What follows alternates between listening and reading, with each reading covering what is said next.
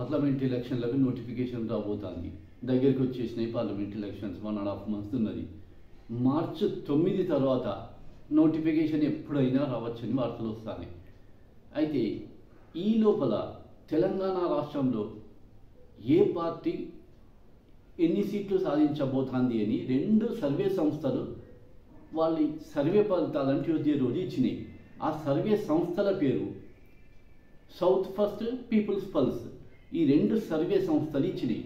ఈ రాబోయే పార్లమెంట్ ఎలక్షన్లలో కాంగ్రెస్ పార్టీ అత్యధికంగా సీట్లను సాధిస్తుందని ఈ 2 సర్వే సంస్థలు చెప్పినాయి. కాంగ్రెస్ పార్టీకి వచ్చి వాళ్ళు చూపించే సీట్ల సంఖ్య 8 నుంచి 10 చూపిస్తాను. బీఆర్ఎస్ పార్టీకి వచ్చి 3 to 5 చూపిస్తాను. బీజేపీకి వచ్చి 2 to 4 చూపిస్తాను. అదర్స్ 1 అంటే అసౌద్దీన్ ఓవైసీ సీట్ అనుకుంటా బహుశా. బీఆర్ఎస్ పార్టీకి 3 to 5 సీట్స్ అనేది కష్టంగా అనిపిస్తుంది. అది సాధ్యం కాదనిపిస్తుంది. 2 to 4 బీజేపీకి 4 వరకు రావచ్చు, లేదా 2 వరకు రావచ్చు, 4 లోపే. కానీ బీఆర్ఎస్ పార్టీకి 3 to 5 సీట్లు వస్తాయంటే మాత్రం నమ్మశక్యంగా లేదు. ఏ పోల్ పెట్టినా కూడా బీఆర్ఎస్కు ఓట్లు పడతలేవు. నిన్న కాక మొన్న ఒక పోల్ పెట్టి నేను బీఆర్ఎస్కు 0 ఓట్లు పడ్డాయి. పార్లమెంట్ ఎలక్షన్లలో ఏ పార్టీకి ఎక్కువ సీట్లు వస్తాయని పెడితే అసలు బీఆర్ఎస్కు ఓట్లే పడలే. బీఆర్ఎస్కు 3 to 5 అనేది బహుశా అసాధ్యమైన విషయం కావచ్చు అనిపిస్తాను. 1 or 2.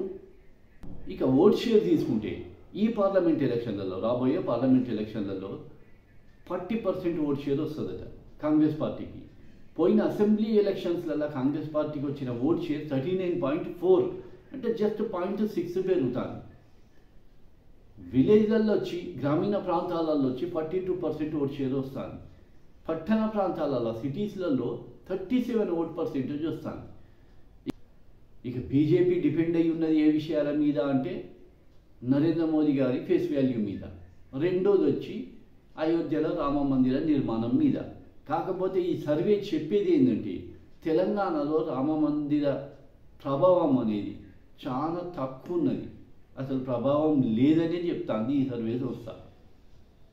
పెద్దగా ఏముంటుంది, పాత ఇష్యూ కదా. రామ మందిరం మీద ఓట్లు పడి ఎలక్షన్లు గెలుస్తాము అనుకుంటే అది పొరపాటు. నేను నా ప్రతి వీడియోలో చెప్తాను. సరే, ఆ మాత్రం కూడా కొంత పర్సెంటేజ్ తెలంగాణలో ఉండవచ్చు, సౌత్ ఇండియాలో ఉండవచ్చు, చాలా కొంచెం. అది సీట్లు సాధించేంత ఉండదు అని నేను చెప్పిన నా వీడియోలలో అన్నింటినీ చెప్తాను. సీట్లు సాధించేంత పాజిటివ్నెస్ ఏం క్రియేట్ కాలేదు రామ మందిరం వల్ల. ఎందుకంటే రామ మందిర నిర్మాణం అనేది పాత ఇష్యూ, పాత కాడు. అది 1992 నుంచి వాడదాను ఆ కార్డును. అది పాత పడిపోయింది. దాన్ని పట్టుకొని మొత్తం దేశంలో ఎలక్షన్లు గెలుద్దాం అనుకుంటే అది ఎంతవరకు కరెక్ట్ ఆలోచన? ఈసారి బహుశా కంట్రీ వైడ్గా, తెలంగాణలో కాదు, సౌత్ రాష్ట్రాలు కానీ కాదు, కంట్రీ వైడ్గా తీసుకుంటే ఎన్నికల ప్రధాన అంశం, మ్యాక్సిమం రోల్ ప్లే చేసే ఏంటిది అంటే ప్రజల సమస్యలు. కేవలం ప్రజల సమస్యల మీద దేశం మొత్తం ఉన్నట్టుగా కనబడుతుంది. కంట్రీ వైడ్గా నార్త్ సైడ్ అయితే ఇంకా చాలా ఎక్కువ ఉన్నది.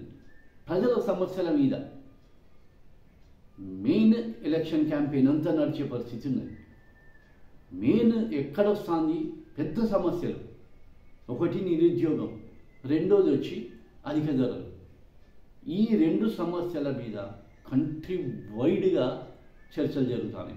ప్రజలల్లా రాజకీయ నాయకులు వదిలిపెట్టాలి. రాజకీయ నాయకులు ఇవాళ ఈ పార్టీలు ఉంటాను, రేపు ఇంకో పార్టీలకు పోతాను, అమ్ముడు పోతాను, పార్టీ మార్చాను. దానివల్ల రాజకీయ పార్టీలకు ఏం ఒరిగే నమ్మకం లేదు. ఎందుకంటే ప్రజలల్లో మార్పు వస్తుంది. కర్ణాటక అని తీసుకోండి, సేమ్ అదే జరిగింది. ఎంత పెద్ద ఎత్తున ప్రచారాలు జరిగినా కూడా మళ్ళా ప్రజలు ఎక్కడికి పోయి మౌలిక సమస్యల పొయ్యే ఓటేసింది. సేమ్ అదే దేశం మొత్తం రిపీట్ అవుతుంది అనిపిస్తుంది ఈసారి. ఎక్కడ ఏ విలేకరులు పోయి ప్రజలను డైరెక్ట్గా అడుగుతాను. మొన్న వీటీ స్టేషన్ నుంచి, బాంబేలో ఉన్నది కదా VT station, Chhatrapati Shivaji terminus, ఆ రైల్వే స్టేషన్ నుంచి బయటికి వచ్చే ప్రజలను అడిగింది. సేమ్ ఇదే సమస్యల మీద ఉన్నది.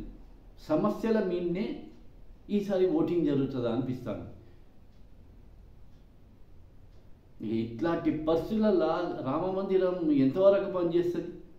ఇక రాష్ట్రానికి వస్తే ఇక బీఆర్ఎస్ పార్టీ పరిస్థితి మాత్రం కష్టంగానే ఉన్నది. బీఆర్ఎస్ పార్టీ ఎమ్మెల్యేలంతా ఏ పార్టీలో జాయిన్ అవుతారో తెలియకుంటున్నది.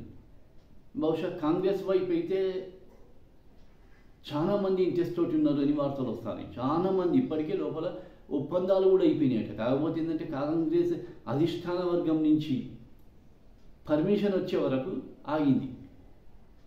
బీఆర్ఎస్ పార్టీ బహుశా ఊడ్చుకపోవచ్చు, కొంతమంది బీజేపీలోకి పోతారు, తక్కువ పోతారు కావచ్చు. మొత్తానికైతే బహుశా ఈ తెలంగాణ రాష్ట్ర రాజకీయ పరిస్థితి మాత్రం ఆఫ్టర్ పార్లమెంట్ ఎలక్షన్స్ తర్వాత ఇట్లా ఉండదు అనిపిస్తాను. బీఆర్ఎస్ వాళ్ళు చేసే ప్రయత్నంలో వాళ్ళు ఉన్నారు. ఇటు ఎంఐఎం, బీజేపీ, బీఆర్ఎస్ పార్టీ కలిసి ఒక 7 మంది ఎమ్మెల్యేలు అవసరం పడతారు. కాంగ్రెస్ పార్టీ నుంచి కొనుక్కొని గవర్నమెంట్ ఫామ్ చేసే ఆలోచనలో కూడా బీఆర్ఎస్ కూడా ఉన్నది. కాకపోతే ఏంటంటే అవకాశాలు మాత్రం రూలింగ్ పార్టీకి ఎక్కువ, కాంగ్రెస్ పార్టీకి. బీజేపీ ఒక ఆలోచన ఉండవచ్చు ఆఫ్టర్ పార్లమెంట్ ఎలక్షన్స్ తర్వాత. అందుకని తెలంగాణ రాజకీయాలు ఆఫ్టర్ ఎలక్షన్స్ తర్వాత చాలా తీవ్రమైన పరిణామాలు జరగబోతున్నాయి అనిపిస్తారు. ఇప్పుడు ఈ 2 సర్వే సంస్థలు వెల్లడించినట్టుగా కాంగ్రెస్ పార్టీకి 8 to 10 కాకుండా 10 to 12 రావచ్చు అనిపిస్తాను. ఇంతకుముందు కూడా చెప్పిన 10 to 12 కాంగ్రెస్ పార్టీకి.